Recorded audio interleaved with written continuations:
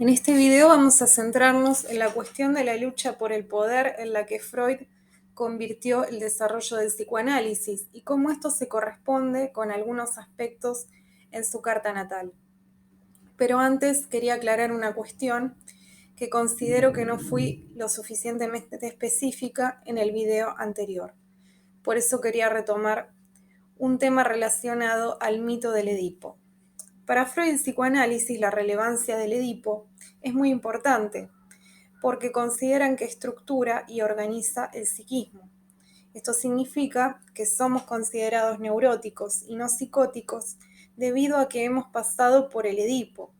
Esto es un vínculo fuerte con la madre y luego una separación de ella posibilitada por el hecho de haber podido establecer una relación más estrecha con el padre. En cambio, quienes no han pasado por el Edipo quedan como psicóticos, girando alrededor de la órbita de la madre, quizás durante toda su vida. Este énfasis sobre la necesidad de que la madre le transmita a su hijo pequeño, que fue deseado, mediante suficiente contacto corporal y verbal, y a la cual el niño le corresponda, queriendo tener un acceso físico, sexual, carnal, incestuoso, queda más matizada si hablamos de las lunas, sus aspectos y la casa 4 en astrología. Porque, por ejemplo, para una luna en Acuario o una luna relacionada con Urano, no hay una relación que pueda describirse como estrecha entre el niño y su madre, sino todo lo contrario, ya que lo que caracteriza este vínculo es la discontinuidad. La madre está pero no está, y el niño puede sentir a su madre como distante en algún punto. Saturno, por ejemplo, en casa 4, puede originar distancia afectiva entre el niño y su madre. Es decir, el niño puede sentir que existe un rechazo de su madre hacia él, porque el contacto físico no existe o es prácticamente mínimo. Incluso el ambiente puede ser frío y puede llegar al punto de que el niño perciba de que no se ocupan de sus necesidades. Entonces, de alguna manera, entiende que tiene que hacerse solo y tiende a aislarse. Por lo tanto, queda claro que no todos los niños pueden desarrollar un vínculo demasiado apegado o estrecho con sus madres, porque no todos perciben que existe un afecto, un contacto, un deseo fuerte hacia él de parte de ellas. Pero aquí hablamos de que en realidad fue Freud quien había pasado por esa situación, un vínculo simbiótico con su madre. Esto lo percibíamos por su Neptuno en casa 4 y por ende necesitaba que alguien, su padre, que en ese caso no pudo, sino que van a ser sus hermanos, quienes lo saquen de este estado enamorado y de ensoñación que vivía con su madre. Esto lo habíamos intuido por Saturno en Géminis. Como decíamos con otras palabras, alguna influencia a Freud le debe haber quedado de esa situación de su infancia porque su concepción luego como teórico del psiquismo fue que inexorablemente todos pasamos o deberíamos pasar por este estado deseante de parte de nuestra madre durante la infancia y que dichas marcas de deseo en el cuerpo son determinantes para la vida adulta. En síntesis, pienso que a veces tener concepciones previas acerca de cómo son, cómo deben ser las cosas o cómo deberían haber sido, deja a quienes no encajan en estas descripciones como culposos. Con esto me refiero a los padres, con sentimiento de inadecuación, con esto me refiero a los hijos, o con una visión reducida de la vida, con esto me refiero a ambos, deseando que todo hubiera sido distinto, cuando en última instancia esto no puede lograrse. Y estas condiciones no colaboran para sentirse mejor o para poder plantearse posibilidades que alivien la situación que uno está pasando o que amplíen la conciencia que uno tiene al enfocar su historia y su vida. Ahora sí, volvamos a la carta de Freud. Freud tenía una T cuadrada, que es un aspecto tenso. En su caso, vincula a varios planetas. Bueno, en su caso formado por Marte, Saturno y Júpiter. Dicho vínculo tenso entre planetas tiene un planeta focal que es Saturno. Saturno, como decíamos, se encuentra en Géminis, emplazado en la casa 8, y al ser el planeta focal de esta T cuadrada, quiere predominar como dictador sobre los demás, expresándose de una manera extrema. Recibe toda la energía de todos de los demás planetas, ¿no? De Júpiter y de Marte. Saturno, en esta posición, indica que Freud intentó encontrar estructuras lógicas conformadas por teorías y explicaciones sobre las profundidades del psiquismo más allá de la conciencia. Marte está en Libra en casa 11. Esto quiere decir en términos abstractos que Freud necesitaba definirse y moverse acompañado por personas con quienes compartía intereses afines. Esto está remarcado por el Sol de Freud, que está en casa 7, es decir, que él expresaba su individualidad con otros. Freud siempre necesitó del apoyo del otro, que haya alguien cercano que lo secunde. Aún más, por Mercurio en casa 7, él necesitaba pensar con otros y comunicarles a otros sus pensamientos, sus teorías.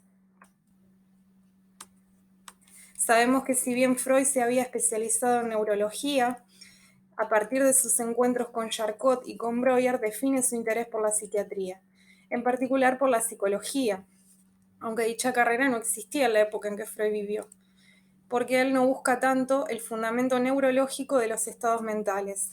Por el contrario, es con Charcot y con Breuer con quienes se empieza a vislumbrar un fundamento no físico de las enfermedades mentales. Por otro lado, Freud también tiene un confidente llamado Fliess, con quien suele enviarse correspondencia para comentarle acerca de sus teorías. Más adelante fue una necesidad suya conformar un círculo psicoanalítico con la intención de convalidar y difundir su teoría sexual de las perturbaciones mentales. De la llamada Asociación Psicoanalítica formaron parte figuras reconocidas como Carl Gustav Jung, Wilhelm Reich, Alfred Adler, Sabina Spielrein, Lou Andrea Salomé, entre otros.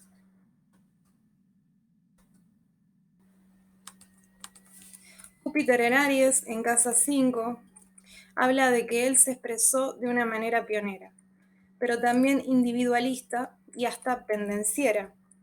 Júpiter a su vez se encontraba en grado 29, que es un grado kármico. Esto indica que él aún tenía que aprender sobre las formas de expresarse como maestro y el peligro del fanatismo y del dogmatismo, de la violencia en la forma de querer imponer sus ideas y de querer hacerse valer a toda costa, al convertirse en una figura de conocimiento pionera y creativa. De hecho, se cuenta que a Freud lo afectó mucho una frase que escuchó que su padre le dijo a su madre después de que él se había mandado alguna travesura de pequeño. Su padre le dijo a su madre: nunca haremos nada de este niño.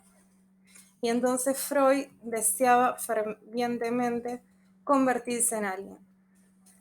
A esto también apunta su individual medio cielo en Leo, que indica cómo Freud quería mostrar al mundo su brillo propio, es decir, su propia impronta. Decíamos, Júpiter forma parte de esta T cuadrada en cuadratura, que es un aspecto tenso con Saturno. Freud, si bien siempre se abrió paso junto a otros colegas para poder sostenerse en su producción de conocimientos y así pudo convertirse en una autoridad mundialmente famosa en la disciplina psicológica, le cuesta abrirse más allá del fundamento sexual del inconsciente para explorar diferentes ideas y tiende a estabilizarse en su propia forma de pensar y con esto a repetirse.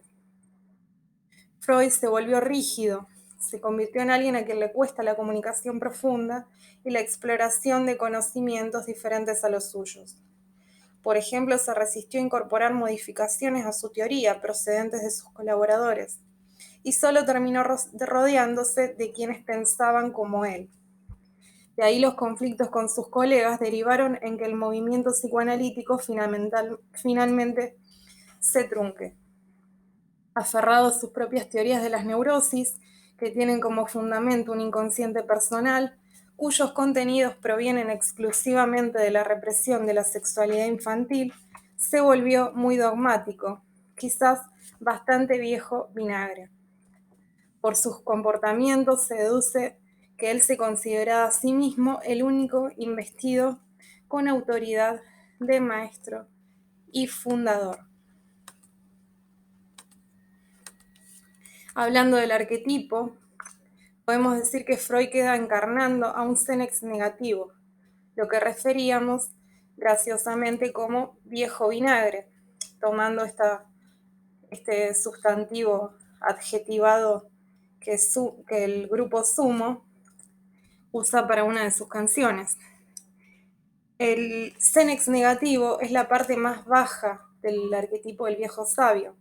Recordemos que el viejo sabio es un arquetipo que habla de aquel que aprende por experiencia y que con el transcurso del tiempo usa estos aprendizajes para construir algo sólido en el mundo. En cambio, como dice James Hillman, el Senex negativo es aquel que se ha escindido de su propio aspecto puer. Es decir, el Senex negativo ha perdido a su niño, a sus partes más creativas, un espíritu más jovial que lo lleva a conducirse con una actitud más curiosa y juguetón en el conocimiento. En cambio, el Senex negativo es un ser estático, que no puede venir, queda muerto en medio de su brillo, eclipsado como un sol negro negativo. Sin el entusiasmo y el eros del hijo, la autoridad pierde su idealismo, aspira únicamente a su propia perpetuación, llevando solo a la tiranía y al cinismo, pues el sentido no puede sostenerse solo con estructura y orden. Siempre prefiere lo viejo a lo nuevo. La sexualidad sin el joven Eros se convierte en satiriasis. La debilidad se convierte en quejas. El retiro creativo se queda en retraimiento paranoide. Se trata del Saturno que en el mito, habiendo obtenido el gobierno, se come a sus propios hijos porque teme que lo destronen. Es decir, no da lugar al crecimiento de la creatividad y pretende cristalizarse en la estructura por la estructura en sí misma. No porque esa estructura posee un sentido. En ese caso, no porque esta estructura, el psicoanálisis, esté fundada en conocimientos que poseen un propósito, en cuanto contribuyan a la salud mental de las personas. Aquí también vemos expresada la tensión entre Saturno y Júpiter. Recordemos, por otro lado, que Freud siempre se ocupó de la patología de las personas, pero omitió explicar cómo se logra la salud mental, como si ya diese por hecho que esta no es posible de lograr. Por eso, también decía en el video anterior que fue un viejo pesimista, todo un viejo vinagre, reitero. Sin curiosidad o ingenuidad no hay sabiduría, solo conocimiento, serio, deprimente, encerrado en un laberinto de academicismos o usado como poder. Bueno, cualquier referencia a la Facultad de Psicología es más que mera coincidencia. En definitiva, sabemos que el viejo Freud se ocupó de reunir a una diversidad de exponentes teóricos sobre el inconsciente, pero le costó incluir otras visiones de la realidad psíquica que amplíen sus horizontes. Su Saturno focal, de esa T cuadrada, clausuró las puertas hacia la exploración de otras fronteras en el conocimiento psicológico, y su tosudo y conservador Sol Mercurio en Tauro lo hicieron concentrarse y empecinarse en sus propios trabajos, en desmedro de las concepciones o teorizaciones a las que pudieran arribar los otros y que podrían haberlo enriquecido. Él tiene a Venus con el nodo norte en Aries en casa 6. Esto significa que él tendría que haber aprendido estos conflictos con los otros que tuvieron lugar en su trabajo, el tema de la competitividad, de cómo conciliar su excesivo impulso individual con la colaboración con otros. Recordemos que él tiene medio cielo en Leo, por lo tanto su anhelo es de destacarse, de ser protagonista y mostrar con orgullo su brillo individual. lo que le confiere identidad propia. Y si tiene que compartir espacio con otros, va a tender a querer liderarlos. Entonces es difícil que pueda llegar a ubicarse en una relación de paridad. Saturno en cuadratura a Lilith supone que el tipo se afirmaba en una posición rígida, inculcando modelos, en este caso del psiquismo, a sus colaboradores. Pero su ostracismo y su lucha por el poder hacían que ellos se sintieran excluidos y efectivamente tuvieran que abandonar el movimiento, que se convirtió en algo bien saturnino, autoritario, cerrado y solitario, ya que el psicoanálisis en realidad, según la consideración del propio Freud, era Freud mismo. Solo bastaba que lo pusiese en palabras, pero los hechos funcionaba así, ya que ahí era donde él ejercía el poder. Polaridad plutoniana, la lucha por el poder. Él era ascendente en Escorpio y tenía Plutón a 4 grados y chirolas del descendente. Por lo tanto, le da la polaridad plutoniana. Al tratarse de una energía transpersonal, Plutón se destaca y predomina en su vida.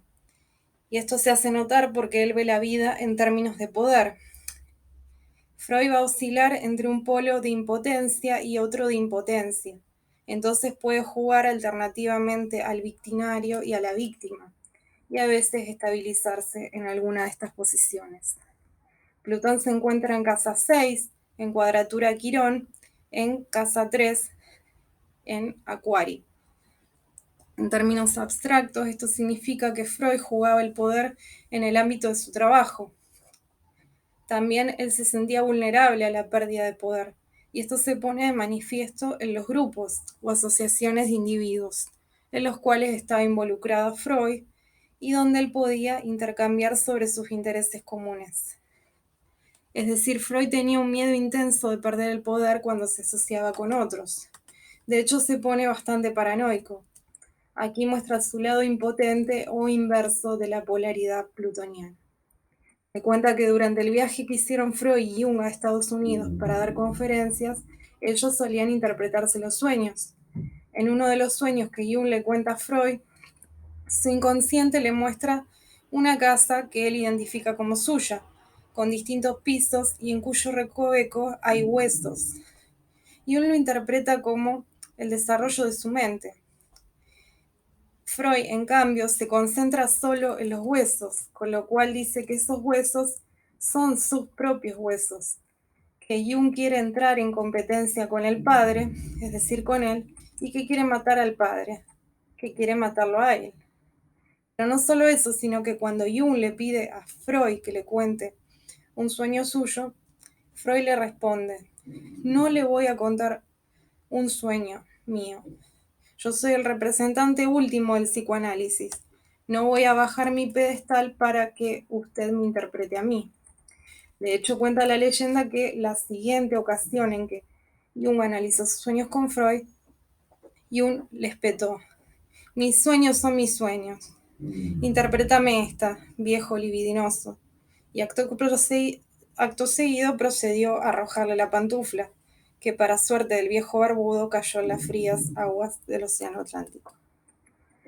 Vamos a ver ahora a dónde podemos ubicar el polo potente o directo de la polaridad plutoniana.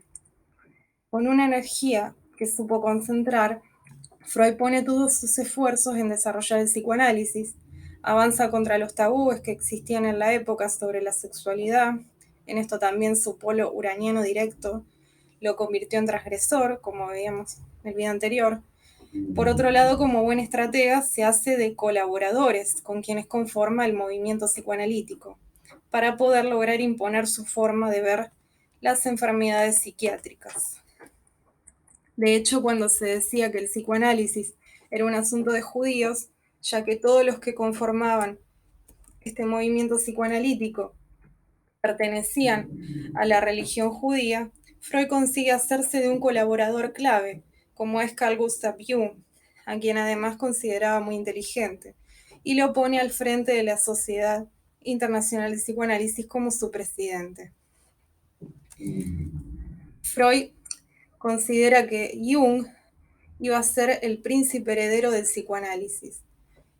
y a él le resulta bastante funcional para obtener el respeto, prestigio y reconocimiento, contar con sus filas con un representante que no era judío, que además era psiquiatra y que era nativo de otro país. Es decir, era un médico, un hombre de ciencia, que avalaba el psicoanálisis siendo foráneo al psicoanálisis, es decir, no procedía de su seno íntimo. Como decíamos, Freud era plutoniano, así que veía la vida en términos de poder, y este aspecto cobra magnitud cuando sopesamos hasta qué punto Freud estaba movido por intereses de poder en el círculo psicoanalítico que estableció. Esto lo llevó a chocar con sus colaboradores o asociados, quienes se vieron forzados a dejar de frecuentarlo debido a su ferviente dogmatismo. Como dice Jung, para Freud era más importante mantener su autoridad que buscar la verdad. Es decir, a Freud le cuesta aprender e intercambiar conocimientos con otros porque así se siente venido a menos en la posición que ha ganado en el ámbito del conocimiento. Por otro lado, como mecanismo de defensa, él no se comportaba como un par más dentro del grupo, sino que se consideraba investido de una jerarquía mayor, que no lo llevaba a participar de un modo cooperativo, sino tratando de imponer sus ideas. En la prolífica correspondencia que se enviaron Jung y Freud existen testimonios de la forma en que Freud ejercía el poder, y en una ocasión le reprocha a Freud que éste, en su actitud con sus pacientes y colaboradores, jugaba al padre con sus hijos. Podemos inferir por el comentario que Freud hace de esta carta a Ferenczi, que sin quererlo le da la razón a Jung en lo que dice, porque opina como si un hijo se le hubiera revelado, cuando le dice a Ferenczi: esta carta es de una insolencia inaudita. Por otro lado, Jung, ampliando la primera carta, también le dice a Freud: usted fabrica hijos esclavos que por exceso de sumisión dejan de ser capaces de encontrarse a sí mismos. Es decir, los discípulos de Freud terminaban por reproducir sus teorías y él no aceptaba ninguna modificación a la misma. No es para menos tampoco este comentario, porque se sabe que Freud les hizo a sus colaboradores la exigencia de que para pertenecer al movimiento tenían que hacer análisis personal con él.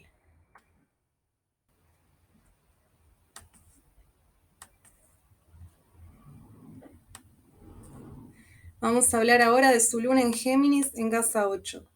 En términos abstractos, la luna, cuando se encuentra en Géminis, mama al estudio desde pequeño.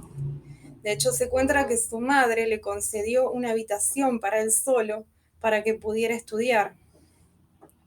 La luna en Géminis, para sentirse segura, intenta obtener explicaciones e interpretaciones. Su mecanismo de defensa es la racionalización. Quiere entenderlo todo y expresarlo todo en palabras, a expensas de entrar en contacto con lo que ocurre vivencial y emocionalmente. Así se disocia de sus sentimientos. De hecho, Freud confía demasiado en la palabra, y el psicoanálisis es denominado la cura por la palabra. Él hace de la asociación libre su método privilegiado, lo cual es una actividad bien geminiana.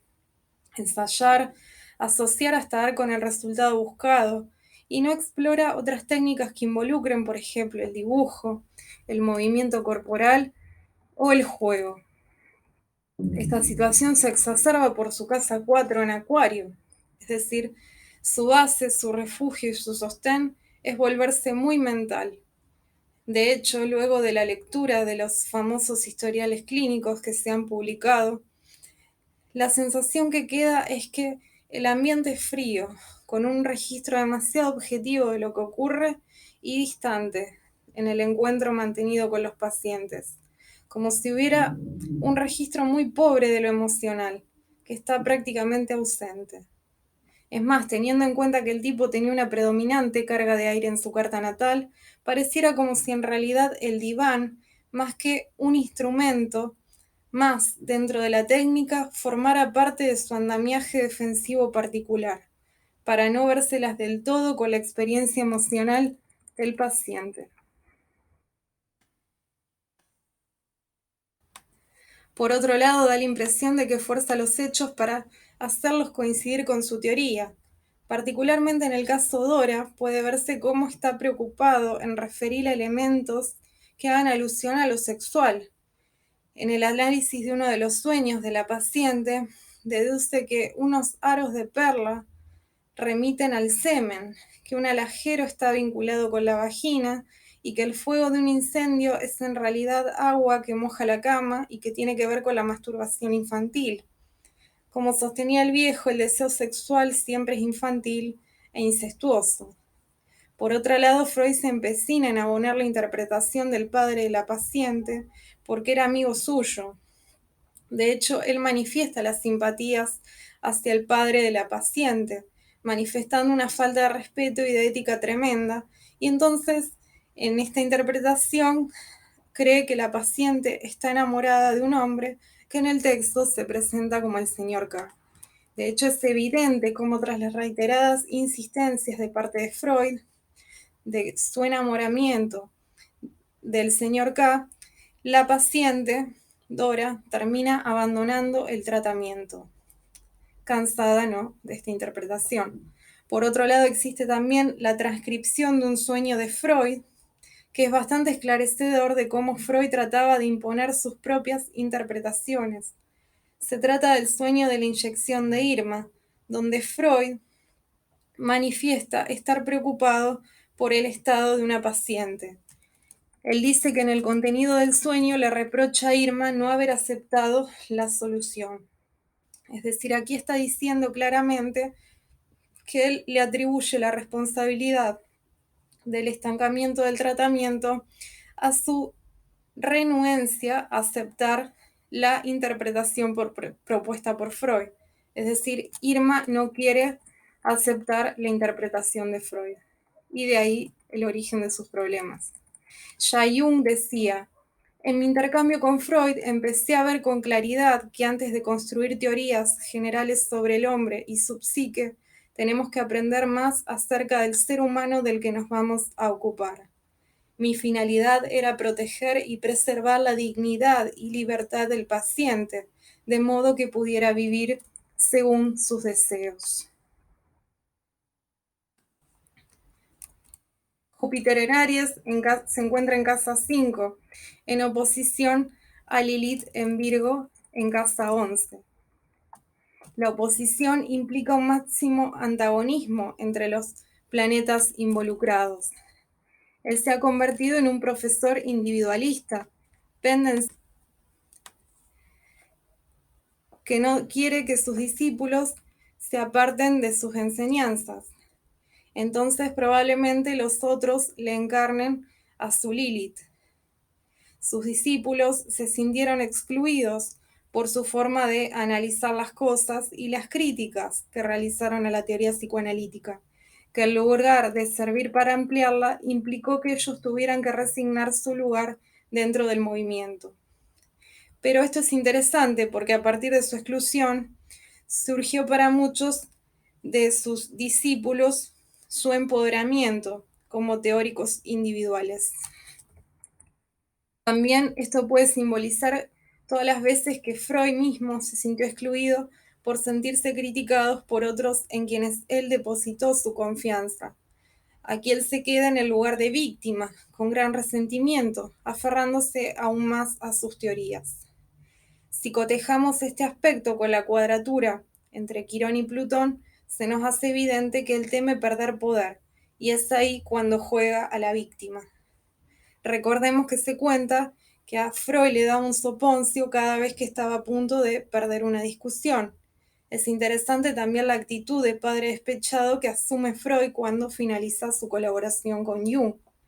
Freud les demanda a los otros integrantes del movimiento psicoanalítico que no lo nombren a Jung en congresos y que ni siquiera se dignen a saludarlo si se lo cruzaban en algún lugar.